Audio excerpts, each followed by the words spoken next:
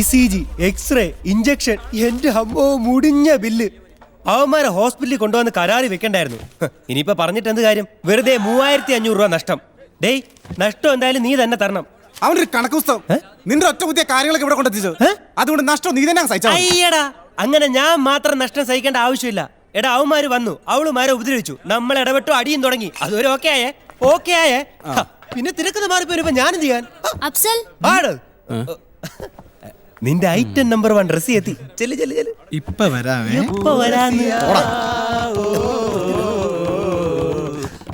അവനെ കണ്ടുപിടി. ഏത് നേരവും 3D എന്ന് വിളിച്ച് കളിയാക്കുന്നുണ്ടല്ലോ. ഒരേ സമയം 3 എണ്ണത്തിനാ അഡ്ജസ്റ്റ് ചെയ്യുന്നത്. അത് വിട്.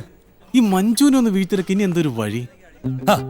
ഞാനൊരു സൂപ്പർ ഐഡിയ തരാം. അയ്യോ വേണ്ട, നിന്റെ ഐഡിയ കേട്ടാണ് വർഷം 2 ആയത്. അവക്കെന്നോട് എന്നാ നിന്റെ ചെവി വന്ന് രഹസ്യമായിട്ട് പറയാൻ പറ. ഞാൻ വലതും നീ ഇവിടെ പണിയാൻ വന്നാണോ അതോ എനിക്കിട്ട് പണിയാൻ വന്നാണോ? അതിപ്പം അപ്പച്ച മുതലാളി പറയുന്ന പോലെ ചെയ്യാം. എടാ, അവർക്ക് എന്താ വേണമെന്ന് വെച്ചപ്പോ എടുത്തു കൊടുക്കടാ. പിടിച്ചോണ്ടിരിക്കാതെ പോയി പൊറോട്ട അടിക്കടാ. പറഞ്ഞു വിട്ടാ ഒന്നും പറയണ്ട, ഒരു കണക്കിന് പറഞ്ഞു വിട്ടു. സത്യം പറഞ്ഞാൽ ഒരെണ്ണത്തിനെ വീഴ്ത്തിയെടുക്കുന്ന കാൾപ്പാടാ. എന്റെ അല്ലോ, അതൊന്ന് നിലനിർത്തി കൊണ്ടുപോകാൻ. നീ നിലനിർത്താൻ പാടുപെടുന്ന ഐറ്റം നമ്പർ 2 ലൈല. ചെല്ല്. ഇപ്പൊ വരാവേ. എപ്പോ വരാന്ന്? പോടാ മോനെ, പെട്ടെന്ന് പറഞ്ഞേ. ക്ലാസ് പോടാ. ഹലോ, എന്താ വേണ്ടത്? അയ്യോ, ഒന്നും വേണ്ട. ഞങ്ങൾ ഇതിനല്ല, ചെറിയൊരു ഡിസ്കഷൻ ഇരുന്ന. അയ്യോ, അത് തന്നെയാ ഞാനും ഉദ്ദേശിച്ചത്. ഇതെന്താ വേണ്ടെന്നല്ല, നിങ്ങളുടെ ഡിസ്കഷൻ കേട്ടതുകൊണ്ട് എന്റെ എന്തെങ്കിലും ഹെൽപ്പ് വേണോ എന്നാണ് ഞാൻ ചോദിച്ചത്. തന്റെ ഒരു പുണ്ണാക്കി ഞങ്ങൾക്ക് വേണ്ട.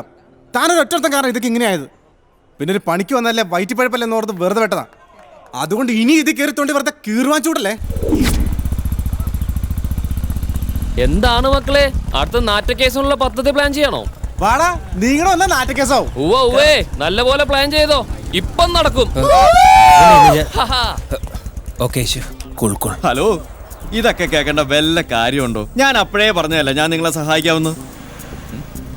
എന്റെ ഈ ജോലി കണ്ട് നിങ്ങൾ എന്നെ ആ രീതിയിലൊന്നും കാണണ്ട. ശരിക്കും പറഞ്ഞാൽ ഞാനൊരു പ്രശസ്തനായ എഴുത്തുകാരനാണ്. ഓഹോ, അപ്പൊ നിങ്ങൾ ചോദിക്കും എന്തിനാണ് ഇങ്ങനൊരു ജോലിയെന്ന്. ഒരു എഴുത്തുകാരന് വേണ്ടത് കഥാബീജങ്ങളാണ്. അത് തേടിയുള്ള ഓട്ടത്തിനിടയിൽ ഞാൻ തന്നെ കണ്ടെത്തിയ ഐഡിയ ആണ് ഈ ജോലി. ഇത് കോളേജാണല്ലോ, അതിന് പറ്റിയ സ്ഥലം ഇത് തന്നെയാണെന്ന് എനിക്ക് തോന്നി. പറയുന്നതുകൊണ്ട് വേറെ ഒന്നും തോന്നരുത്. നിങ്ങൾ കോളേജ് സ്റ്റുഡൻസിന് ഒരു ധാരണയുണ്ട് നിങ്ങളെക്കാൾ അഡ്വാൻസ് തോട്ട്സ് ആർക്കും ഇല്ലാന്ന്. ആദ്യം അതങ്ങ് മാറ്റിവെച്ചു. ഇക്കാര്യത്തിൽ നിങ്ങളെ സഹായിക്കേണ്ട ഉത്തരവാദിത്വം എനിക്ക് കൂടി ഉള്ളതുകൊണ്ട് പറയുക, ഈ വിഷയത്തിൽ നിങ്ങളെ സഹായിക്കാൻ എനിക്ക് കഴിയും. ഒന്നുകൂടെ ഒന്ന് ആലോചിച്ച് നോക്ക്. ഓക്കെ. അവന്റെ ഒരു കോലം.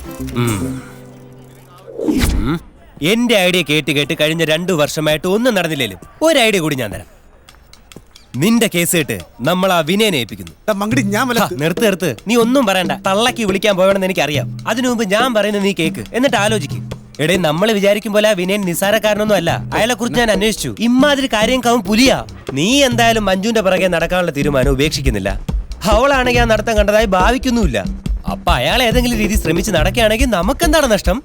ദേ, മക്കൾ കൂടുതൽ ആലോചിച്ച് തലേന്നും പോയിക്കണ്ട. തൽക്കാലം നമ്മൾ ഈ കേസ് അയാളെ ഏൽപ്പിക്കുന്നു.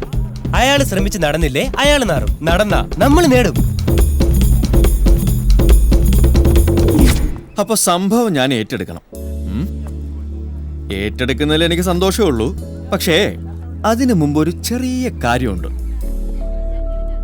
എനിക്ക് ഇയാളുടെ ലവറെ ഒന്ന് സ്റ്റഡി ചെയ്യണം. വേറൊന്നുമല്ല,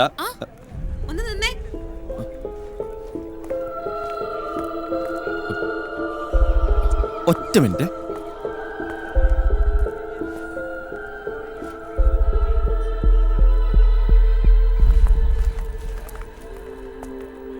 അപ്പൊ നമ്മൾ പറഞ്ഞു വന്നത് കുട്ടിയെ സ്റ്റഡി ചെയ്യുന്ന കാര്യം.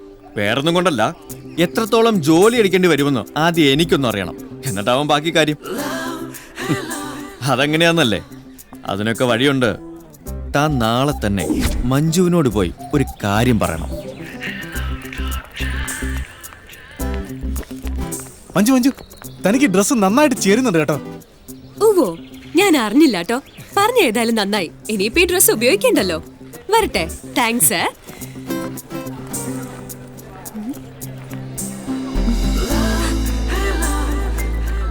റസിയ എങ്ങനെയുണ്ട് ഇന്നത്തെ ഡ്രസ്? ഈ ഡ്രസ് താൻ ഇതിനു മുമ്പ് ഇട്ടോണ്ട് വന്നിട്ടുള്ളതല്ലേ, പിന്നെ ഇന്നെന്താ ഒരു പ്രത്യേക ചോദ്യം? ഇത് വല്ല പണിയുള്ള പണിയൊന്നുമല്ല, സിമ്പിൾ ആയിട്ട് ഓക്കെ ആക്കാവുന്ന കാര്യമല്ലേ ഉള്ളൂ. അതിന് നിങ്ങളെ സെലക്ട് ചെയ്ത റൂട്ട് ഒന്ന് മാറ്റി പിടിക്കണം. ഈ മഞ്ജുവിന്റെ വീട്, അച്ഛൻ, അമ്മ, അങ്ങനെയുള്ള ഡീറ്റെയിൽസ് ഒക്കെ ഒന്ന് അറിഞ്ഞാൽ കൊള്ളാം. അതൊന്നും ഞങ്ങൾക്കറിയില്ല. അവളുടെ പേരൻസ് ഒക്കെ വിദേശത്താ. ഇവിടെ സത്യശീലൻ സാറിന്റെ വീട്ടിലാ താമസം. അങ്ങേരുടെ പെങ്ങടെ മോളാ. അപ്പൊ പിന്നെ കാര്യങ്ങൾ എളുപ്പമായി. അതെന്താ അങ്ങനെ? അല്ല, അങ്ങനെയാണെങ്കിൽ ഒരു തരം വെരട്ട് ലൈനിൽ എനിക്ക് കാര്യങ്ങൾ ഓക്കെ ആക്കി എടുക്കാൻ പറ്റിയേക്കും. അല്ല, താൻ ഈ പറഞ്ഞ കാര്യങ്ങളൊക്കെ പ്രാക്ടിക്കലായി നടക്കൂ? സംശയം എന്താ? അതിനെക്കുറിച്ചൊന്നും നിങ്ങൾ ടെൻഷൻ അടിക്കണ്ട. ഇപ്പൊ ഇമ്മീഡിയറ്റ് ആയിട്ട് ചെയ്യേണ്ട കാര്യം 2 മൊബൈൽ ഫോണുകൾ സംഘടിപ്പിക്കണം. 1, മഞ്ജു ഏത് ഹാൻഡ്സെറ്റ് ആണോ ഉപയോഗിക്കുന്നത്, same handset with new connection. 2, ഏതെങ്കിലും ഒരു മൊബൈൽ ഫോൺ, പക്ഷെ അതിന് ഒരു പുതിയ കണക്ഷൻ വേണം.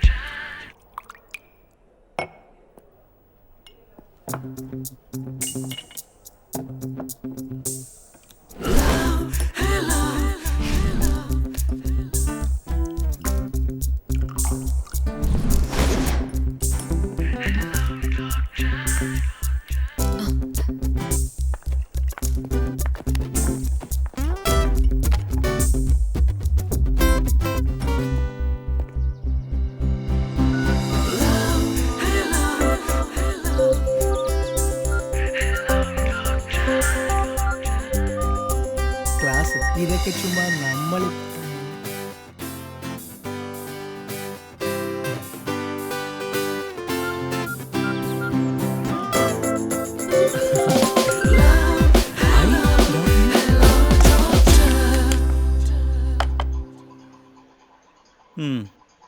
ഇതെന്താടാ, മൊബൈൽ ബജ്ജിയ?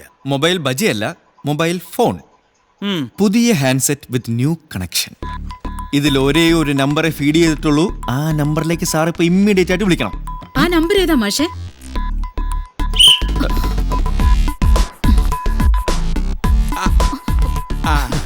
എന്താ സാറ് വിസിലടിച്ചപ്പോ ടീച്ചർ ഓടിപ്പോയി? അത് നിനക്കറിയില്ല അല്ലേ? ഇല്ല. ഞാൻ വിസിലടിച്ചാൽ അവരുടെ അമ്മയ്ക്ക് വിളിച്ചു എന്ന് അർത്ഥം. അത് ഇവിടെ എല്ലാവർക്കും അറിയാം. അതുകൊണ്ട് നീ എന്നെ വിസിലടിപ്പിക്കരുത്. ഒന്നിങ്ങോട്ട് വന്നേ. അപ്പൊ നീ വർക്ക് തുടങ്ങിയല്ലേ? പക്ഷെ ടീച്ചറിന് വിളിക്കാൻ പുതിയ കണക്ഷൻ എടുക്കേണ്ട വല്ല കാര്യമുണ്ടോ? വേറെ ആരുടെങ്കിലും ഫോണിൽ നിന്ന് വിളിച്ചാ പോരായിരുന്നോ? പോരാ. എന്റെ പൊന്നു സാറേ, ചുമ്മാതല്ല സാറിന്റെ കാര്യം ഇങ്ങനെ ഒരിടത്തും എത്താതെ നിൽക്കുന്നത്. കൂടുതൽ ആലോചിക്കാതെ ഞാൻ പറയുന്ന പോലെ കേട്ടാ മതി. പിന്നെ ഇതിൽ ഫീഡ് ചെയ്തിരിക്കുന്നത് ഇപ്പൊ സാറിന്റെ കയ്യിലുള്ള ടീച്ചറിന്റെ നമ്പർ അല്ല, ഒരു പുതിയ ഐഡിയ നമ്പർ. ഐഡിയ പൂർവ്വം ഒരു ഐഡിയ കണക്ഷൻ. ഓ, മനസ്സിലായി മനസ്സിലായി. An idea can change my life. അത് തന്നെ, കറക്റ്റ്.